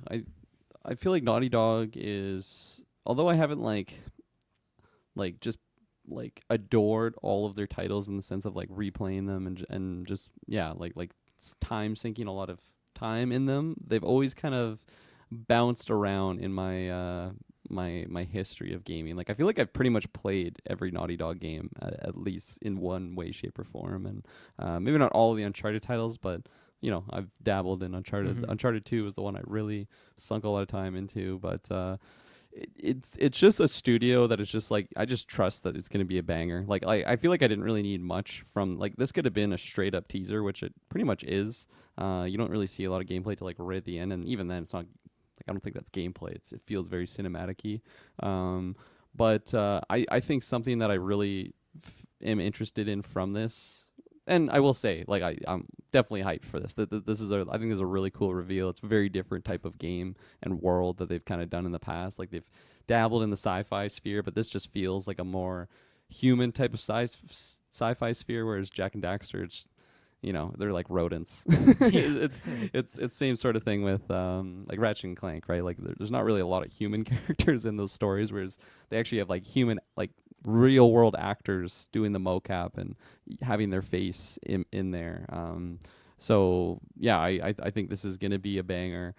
Something I am really interested in, though, is the fact that I heard like a lot of inspirations for this world building is stuff that they've taken from Cowboy Bebop, and I heard Akira was another title in there. Man, did you see that video, that side by side for the Akira thing? Yeah, Pretty 100%. crazy. So you know, shouts out to Hidalgo. He also, he will say he loves that new name that, you know, he's like, I used to be called just my friend Tyler, and then Patreon Tyler, and now he's Hidalgo, and he loves it. Iconic. So shouts out to Hidalgo, but he's the one that showed me both Cowboy Bebop and Akira, and those, like Akira, you know, we got our 10-year Geek vs. Golden Geeks that we'll be doing, where we can all pitch a movie. That might be my title, because that is a movie that I just love to discuss with people, and I feel like it's pretty niche. Like, not a lot of people have actually seen it. You know, it's a late 80s anime, but it's just so amazing. It's so amazing. I love the characters, and pretty mind twisty and psychological thrillery. But and then Cowboy Bebop is just probably one of the greatest animes ever made. It's only 26 episodes.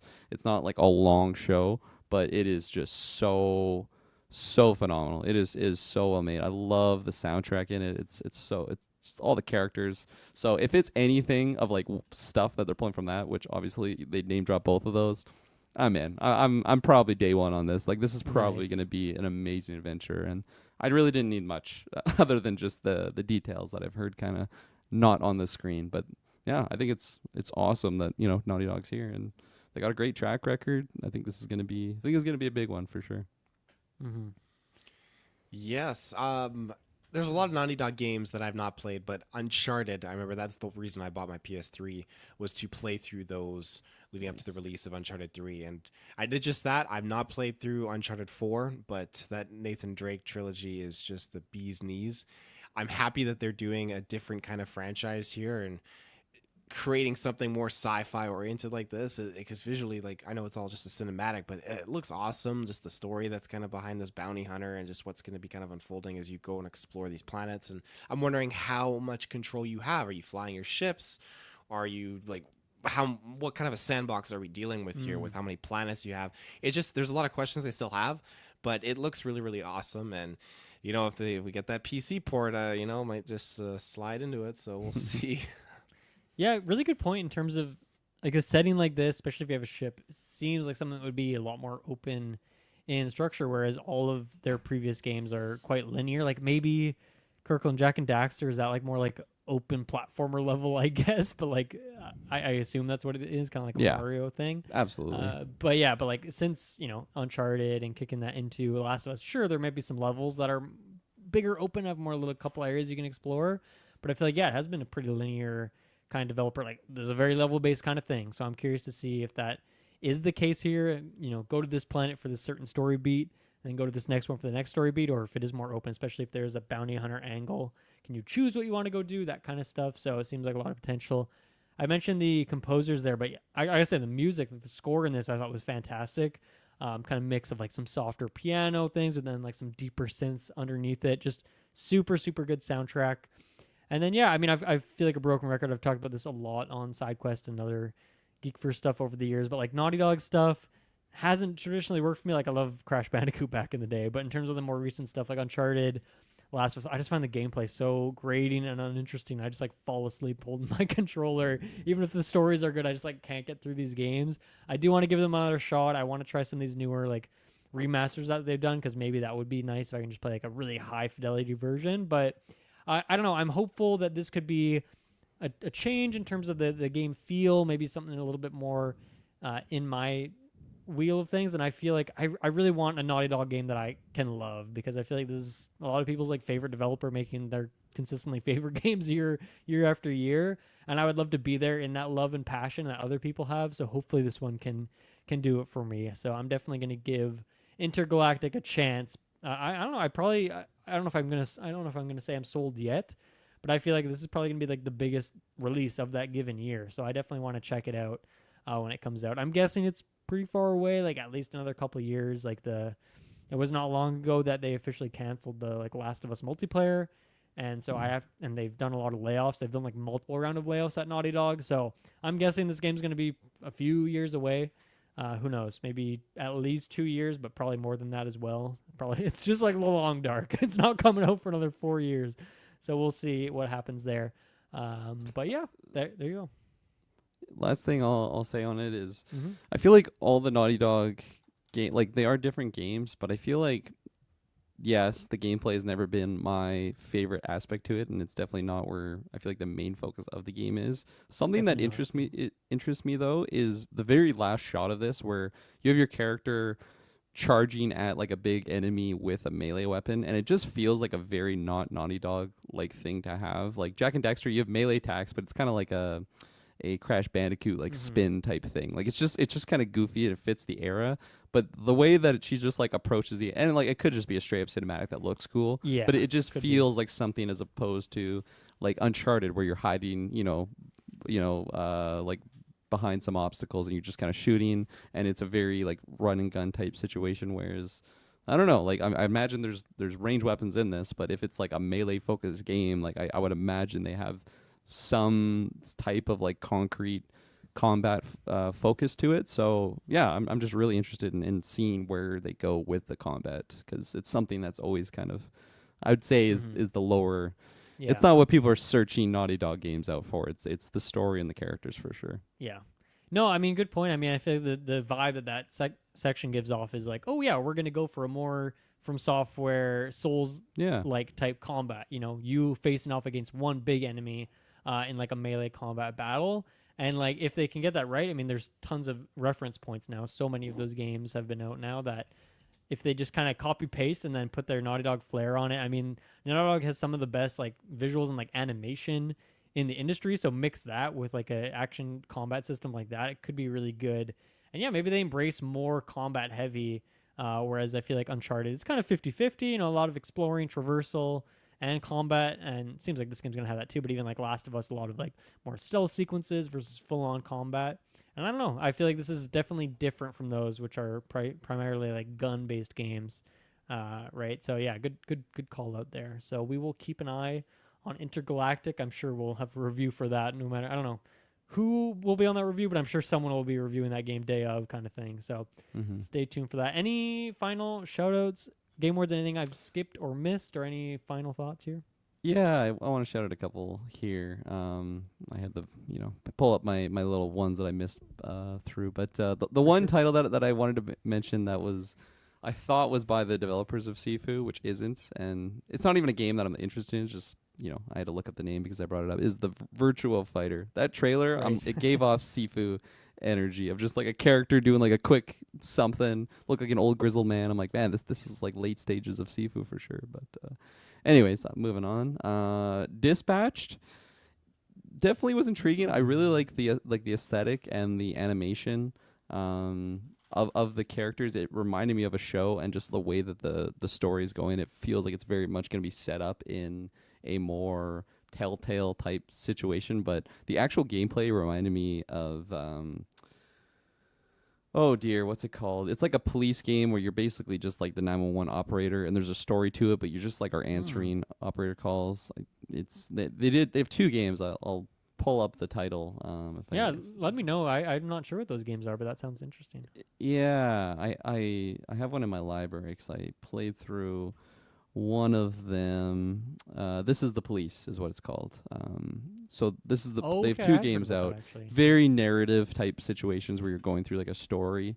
And it's similar type of gameplay to this one, where you're making like dialogue decisions to change the trajectory of the story, but it also has the gameplay mechanic of you actually doing like the day-to-day operating where you're answering 911 calls. You have to determine if it's worth sending cops to. You know, it's like, oh no, that seems like nothing. I'm just going to send this one cop, and then it ends up being like a full-on gang shootout, and then you just like killed that cop, and then the repercussions. It seems like it's going to be similar type of gameplay, I would imagine. So one that definitely caught my eye, and yeah, I just like the animation. It reminded me of shows that I watch right now, so Yeah. it looked well made. I mean, There- the cast in this is pretty insane. I don't remember The- seeing any big names. We got Who- Aaron Paul, we got Jeffrey Wright, Oh, shit. Laura That's Bailey, crazy. who's like, the biggest video game voice actress.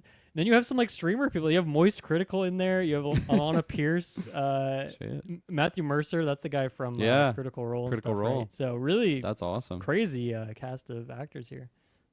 It just There's a added game- to my hype. There's a game called 911 Operator, and again, I think it's Same obviously type of different, game. but it's similar because you're basically answering these calls, and you can basically you have a map you're operating on, and you're dispatching your units to kind of respond to different calls and prioritizing certain things. And you can be a bad person, or you can be You a good can, person. and This Is the Police as well. They very much hit on the corruption side of it. And I don't know, it just seems like similar type of elements to this, but it's like a superhero dispatch, so it's a fun twist. Yeah, I'm glad you brought that one up. I feel like I kind of missed that one when I was scrolling through. Nice. So good call. Yeah, sorry I didn't have my titles earlier for you to pre-watch the trailers, No, but all good. luckily they're pretty short. The other one I wanted to mention is One Move Away. Very much reminded me of Unpacking. Seems like just a wholesome game, but more of like a 3D element where you're Yeah. actually first person. I'll have to show it to Shay and see if she's. it just I seems sent that like trailer to Muds. I'm like, Yeah. I'm gonna be into this. Yeah. it's like how you have adult coloring books. It's just something to like really calm your brain, and it seems like a game like that. And yeah, we'll see if it. Sometimes makes doing sense. chores in video games is the best thing. Like what was it? Power Wash Simulator was like one of the biggest games in that year. Like people just like doing chores in games sometimes when it's a fun video game version of a monotonous thing. Totally, 100%. And then the last game I wanted to mention, which very far away, I imagine. I think it said 2026, so it's probably an early pick. Which but- means 2028 at least. yeah, exactly. But I love the trailer, and when I looked into the game, I'm like, this could be the next racing game for me. I'm shouting out Screamer here. Screamer. It really didn't show much, and I believe it's an older racing game that they're kind of like reviving, if I'm not Right, mistaken. I heard about this. Yeah. But it just looks so fucking cool. I love the anime neon Tokyo aesthetic of the worlds, just from some of the stills that I saw on their Steam page, and then like the quick trailer of just showing like the anime characters.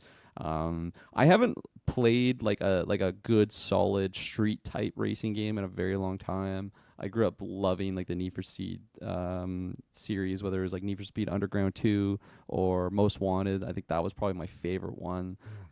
There's a bunch there's just a bunch of other ones that I remember really playing. Love playing. Undercover, I think that was another one on the PS3. And I wanted to jump back into that, so I booted up Need for Speed Unbound, and I was so disappointed in that game because it looked really cool, and The it had aesthetic like is really cool. Yeah. yeah, the aesthetic is really cool. It's like a comic booky type, like Spider-Verse aesthetic. The characters are very anime as well.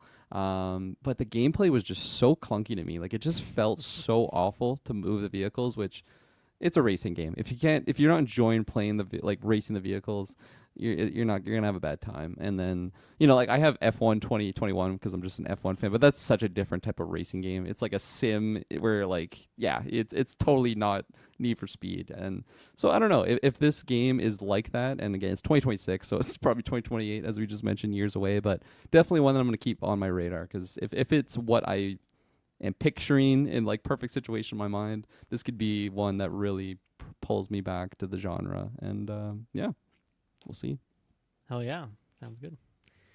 All right, boys. I think that's all for the Game Awards then of the year 2024. We will, of course, be back next year to talk about the next year's showcase and all that good stuff. But this is, a really good one. Tons of new trailers for games we've known of before. A lot of big shout outs. And I don't know. I'm really happy with the way the awards went. I guess Taylor, we talked about that briefly when you were out of the room there, but as you were worried about, Elden Ring did not win any awards, but any of the other awards that send out to you, anything interesting there, or no, not really? No, just disappointed ChatGPT got his prediction wrong. Yeah, GPT really dropped the ball, unfortunately, but it was still fun nonetheless. Thank you, everyone, for listening. Hope you enjoyed the double episode of SideQuest this week, and we will see you again next time. Bye-bye.